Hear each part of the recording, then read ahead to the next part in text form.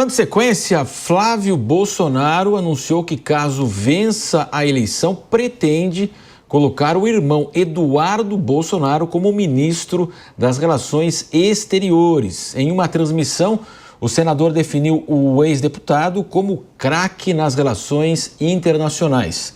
A declaração gerou polêmica e irritou aliados do Centrão, que avaliam que o anúncio é precipitado e pode afastar eleitores que fogem da polarização.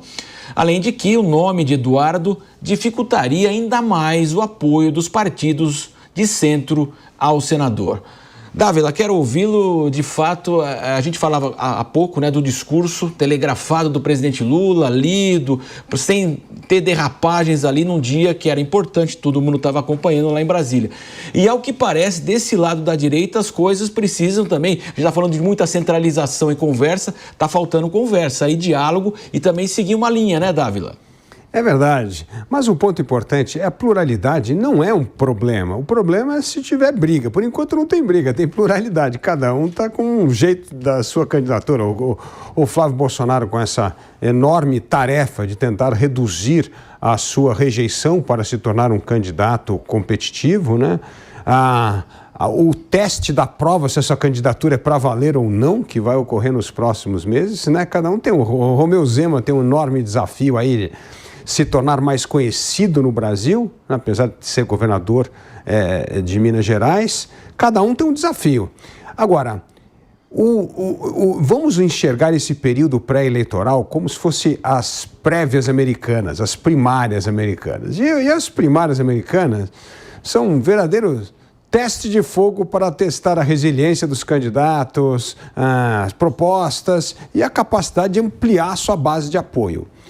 Quando Flávio Bolsonaro coloca essa história de trazer o irmão para dentro do governo, ocupar um cargo no governo, isso dificulta o seu diálogo com os outros partidos. Ele precisa estar ampliando agora o seu leque de alianças com os partidos de centro-direita, justamente para robustecer a sua campanha.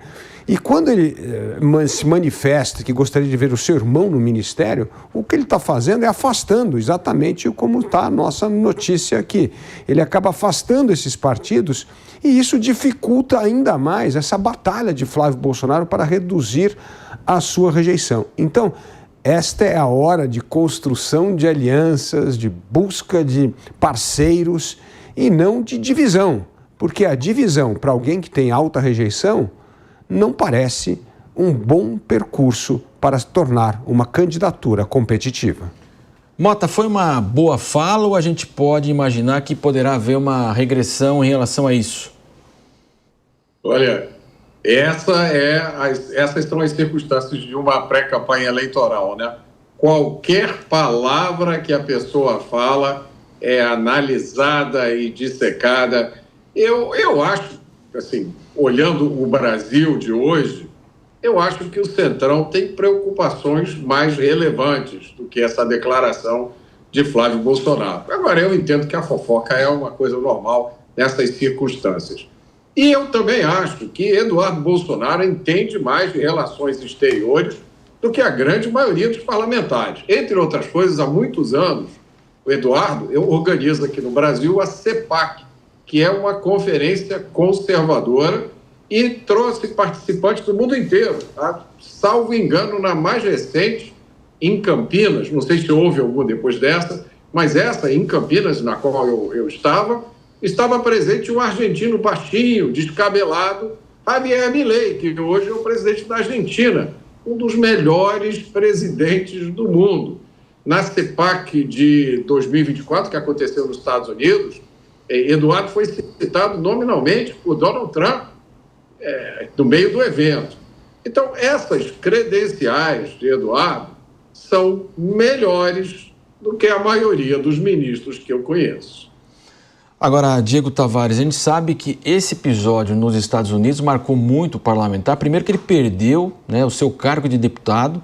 Se voltar para o Brasil hoje, seria preso. Não seria nada difícil isso também. Ficou numa situação, ele tinha praticamente aí a possibilidade de ser candidato ao Senado por São Paulo, são 2 vagas, uma chance aí considerável até de vitória. Então ele complicou a vida dele. E agora, como é que essa questão que ele o acompanha pode prejudicar o irmão dele que se apresenta como candidato? Marcelo Matos, a política não raras vezes ela é comparada a um jogo de xadrez. E no xadrez, cada movimento ele tem uma finalidade. O enxadrista, quando mexe um peão, ou mexe uma torre, ou mexe o seu bispo, ele tem um objetivo com aquilo. E eu fico aqui me perguntando genuinamente qual foi o objetivo de Flávio Bolsonaro com essa declaração. Será que ele tem dúvida que ele tem o apoio bolsonarista na sua própria candidatura? Enfim, uma declaração que não pode ser chamada de outra coisa senão uma grande derrapada. O Dávila trouxe um cenário aqui que é muito pertinente. É o momento de Flávio Bolsonaro buscar alianças políticas, é o momento dele mostrar que ele tem no seu projeto de governo a mesa dele aberta para composições, que ele tem o seu gabinete aberto para abraçar pessoas de outros partidos. Se ele dá sinais e cada vez mais sinais de centralização do poder na sua família, como ele já tem dado, já disse há alguns dias que perdoaria Bolsonaro e que faria dele também ministro, que seria inclusive impossível porque Bolsonaro não tem os seus direitos políticos, não só pela condenação no Supremo Tribunal Federal, mas também por decisão do TSE, está impedido também de assumir um ministério. Agora ele faz essa declaração sobre Eduardo Bolsonaro, que, como você muito bem disse, independentemente do mérito ou de opiniões, é visto pela sociedade como um grande trapalhão no cenário internacional. Alguém que foi para os Estados Unidos, prometeu mundos e fundos ao seu eleitorado, à sua base mais ideológica, e entregou uma grande vergonha, entregou um acordo de mão beijada para o presidente Lula, entregou uma boa relação entre Lula e Donald Trump, perdendo o principal aliado que os Bolsonaro diziam ter no cenário exterior, e que, aliás, seria um grande aliado, né? A Venezuela está aí para não nos deixar mentir. Então,